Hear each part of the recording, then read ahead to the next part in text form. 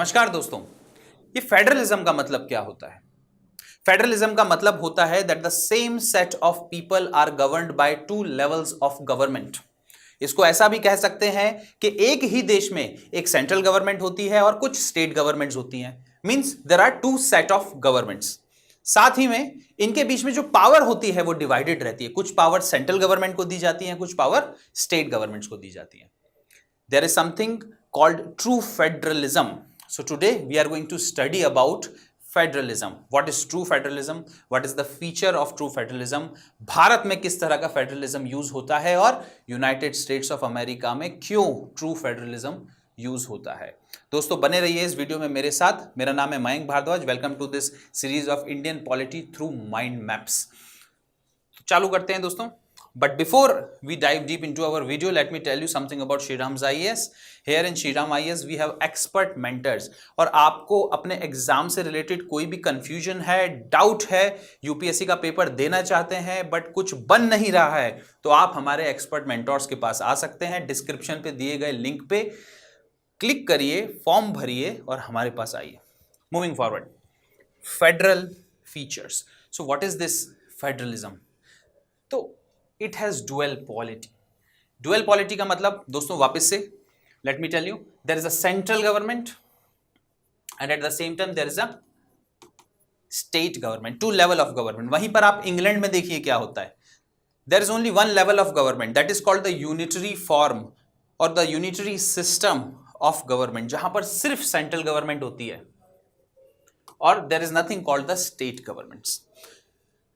Federalism में dual polity will be there, at the same time both of them will be autonomous. Autonomous का मतलब क्या होता है? They are democratically elected, at the same time they have their own powers, they are independent and the state government is not in the control of the central government.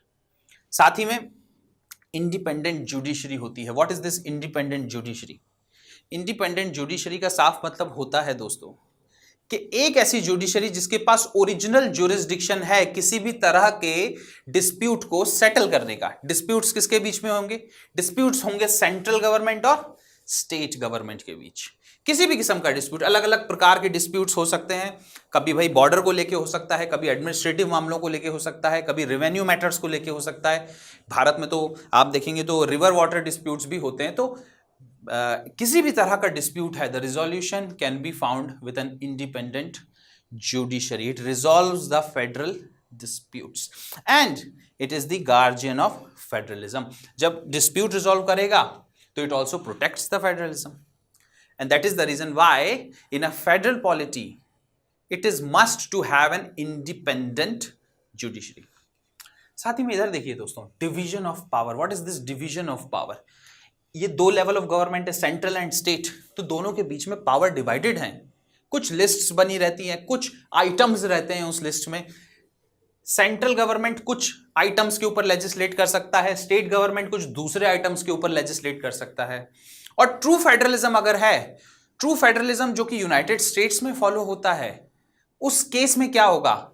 Central government state government के दायरे में interfere नहीं करेगा। वहीं पे भारत में क्या होता है? भारत में we do not have a concept of true federalism but a concept of quasi federalism, and quasi federalism simply means that at times the central government becomes more powerful. The whole constitution changes from federal into a unitary system. But true federalism में ऐसा नहीं होता है। जिन items पर state को legislate करना है उसमें सेंटर इंटरफेयर नहीं करता, and that is why we called division of power. और ये डिवीजन ऑफ पावर कहां से आता है? Division of power comes from a written constitution. भाई जब तक एक संविधान लिखा हुआ नहीं है, कोडिफाइड नहीं है, किताब में नहीं है, तो आप कैसे बताएंगे, कैसे डिसाइड करेंगे कि कौन सा item is to be legislated by the state and which item is to be legislated by the centre? Similarly, national, regional and concurrent lists, which we have already seen. Now, what is this concurrent list? The concept of concurrent list is a unique concept. कुछ items होते हैं जिसपे central government legislate कर पाती है, administrate कर पाती है। कुछ में regional government मतलब आपका state government but there is a concurrent list also in which the central and the state government both can legislate. और एक ट्रू फेडरलिज्म में इस तरह के कॉन्करेंट लिस्ट्स जनरली नहीं पाए जाते हैं, because if you see in the Indian quasi federal structure what happens, the concurrent list is given, and if any matter in the concurrent list is legislated by the central government, it overpowers the legislation on the same item by the state. कोई भी एक item है, मान लीजिए XYZ, उस पे एक centre ने लॉ बनाया है और एक स्टेट ने लॉ बनाया है. सेंटर का लॉ हमेशा प्रिवेल करेगा, but this facility is not there in the true federalism. ये बात याद रखिएगा. क्यों? इसलिए क्योंकि सेंटर स्टेट पे किसी भी तरह से कंट्रोल नहीं दिखा सकती, किसी भी तरह से इंटरफेयर नहीं कर सकती. This is the feature of quasi federalism, means the Indian form of federalism, not the true federalism. Dual citizenship. अब आप देखेंगे सेंट्रल गवर्नमेंट है अपने आप में, means there is a citizenship, the national citizenship, and state government है और अपने आप में इतनी ऑटोनोमस और इंडिपेंडेंट है that the state gives citizenship also. For example US में आप देखिए, people have the national citizenship, they are the citizens of US, and at the same time they are also the citizen of the respective states they are living in.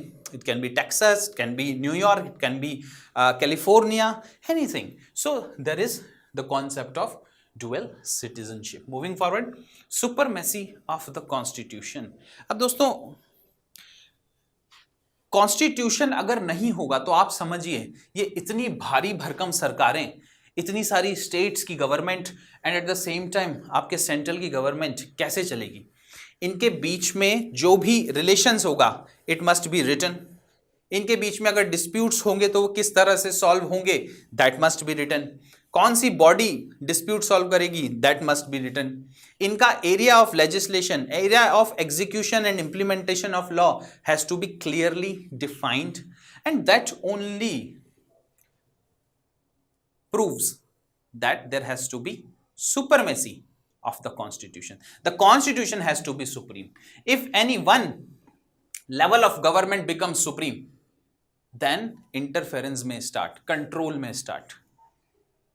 The central government cannot control the state government, and that is the reason why the constitution must be supreme, because it is written in the constitution that there is a federal government, and that federal government simply means that there will be two sets of government and both are independent of each other. One is not controlled by the other. Constitution is the source of authority for both. भाई जो state government की authority है या कहां से आ रही है, it is all coming from the constitution. साथ ही the constitution is supreme and it is binding. It shows also the rigid nature of the constitution, that it is supreme and it is binding. अगर constitution बहुत flexible होगा तो वो बहुत आसानी से change हो जाएगा, but in a true federalism the constitution has to be a bit rigid so that changes इतनी जल्दी ना हो. क्योंकि सेंट्रल गवर्नमेंट कॉन्स्टिट्यूशन में चेंजेस करती है, और अगर रैम्पेंटली चेंजेस होंगे because of the flexible nature of the constitution, that do you really think that the state government can remain independent? It will be a difficult thing for the state government to be sovereign and independent in that matter, and that is the reason why the constitution has to be supreme, it has to be binding. Similarly, there has to be a culture of cooperation. Cooperation must always be there between the center and the state government. आप देखिए, trust, mutual respect and restraints are essential. भाई अगर दोनों governments के बीच, the state government and the central government, if there are no trust, there is no mutual respect, there is no cooperation, there is no coordination, तो कैसे देश चलेगा? And in a true federalism where the state government also have immense amount of powers, where the central government cannot take over the state government, cannot control the state government, cooperation and coordination between these two set of governments is needed, and that is the reason why trust, mutual respect and restraints are essential. Federalism fails without political maturity. Now political maturity has to be there. Political maturity का मतलब क्या है दोस्तों? इसका साफ मतलब है that state government को अपने दायरे में रहना आना चाहिए, सेंट्रल गवर्नमेंट को अपने दायरे में रहना आना चाहिए, किसी भी किस्म का डिस्प्यूट हो यूनिलैटरली सॉल्व नहीं करना चाहिए, बायलैटरली सॉल्व होना चाहिए, अगर बातचीत से सॉल्व ना हो तो कोर्ट के पास जाना चाहिए, वहां पे सॉल्व होना चाहिए, और कोर्ट की जो जजमेंट आए, जो रूलिंग आए, उसको both the parties must accept equally.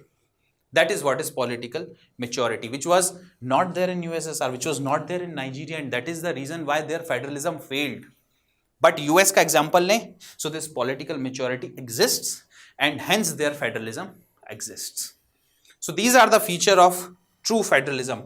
अगर कोई भी आपसे true federalism के बारे में पूछे तो आप बताइएगा that there is dual polity, division of powers between the two sets of government, supreme constitution, then there's a culture of cooperation and independent judiciary. अब ये सारी चीजें कहीं ना कहीं भारत में भी झलकती हैं, बट एक अलग प्रकार से झलकती हैं, because India is not a true federation, is a quasi federal state. अब ये क्वासी फेडरल क्या है, इसके बारे में नेक्स्ट वीडियो में जानेंगे दोस्तों. तब तक के लिए धन्यवाद एंड जय हिंद.